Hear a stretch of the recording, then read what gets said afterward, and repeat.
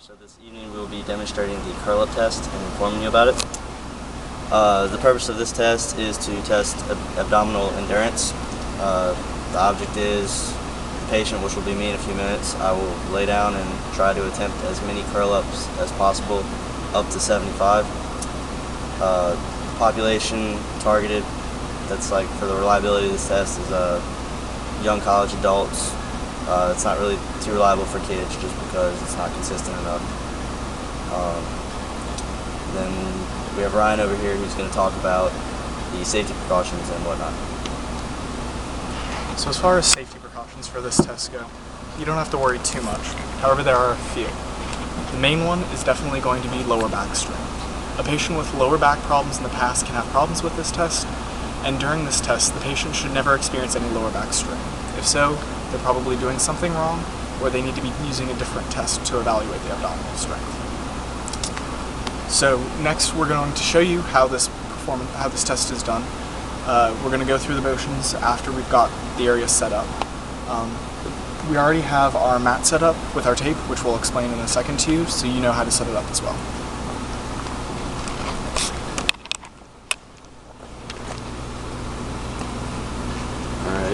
What you need for the equipment for this test is a mat, preferably a measuring tape, two subjects, and basically, I guess, an athlete or somebody who doesn't have any contraindications. What you would want to do is you get two people, and one person is going to perform the curl-ups and the other person is going to watch for errors. You want the first patient to lie on his back, supine, with his knees bent, at an angle approximately 140. The feet flat on the floor, slightly apart, and arms also parallel to the trunk, and their hands resting on the mats. You want to make sure that the students have extended their feet as far as possible from their buttocks, while allowing feet to remain flat on the floor. This is due to, if the feet are closer to the buttocks, it makes it harder to do a curl up. After partner A has assumed the correct position on the mat, partner B places the measuring strip under the mat, and which in this case we've already measured out the appropriate length. But you, just for purposes, you'd get the measuring strip and place it on partner A's legs and at the fingertips, just resting to the nearest edge of the measuring strip. Partner B then will kneel down at the partner A's head and in the position to count the curl-ups, from which he breaks the form. You want to make sure they go completely up and back down to where their head is touching the mat or some form of paper.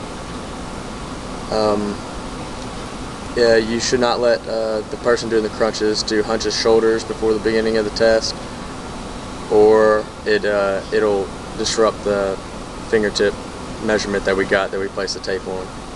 You want to keep your heels on the floor, and when you do a curl up, you want to slowly slide your fingers across the measuring strip until the fingertips reach the other side.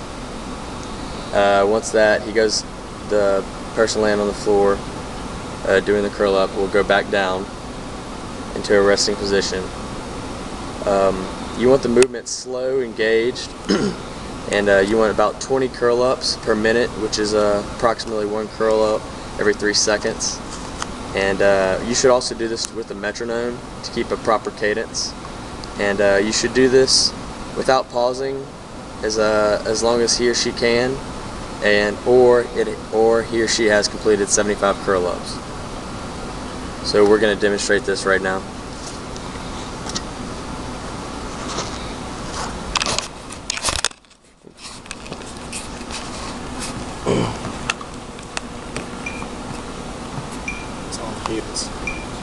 Yep. Yeah, when you're ready.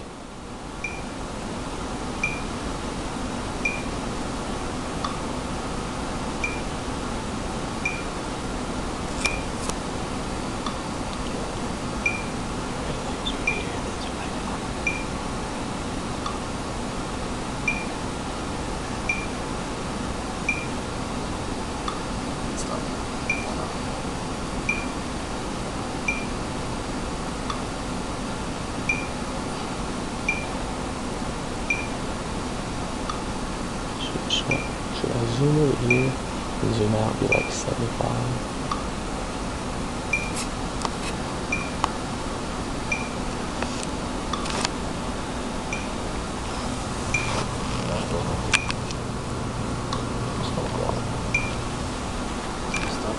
And 75.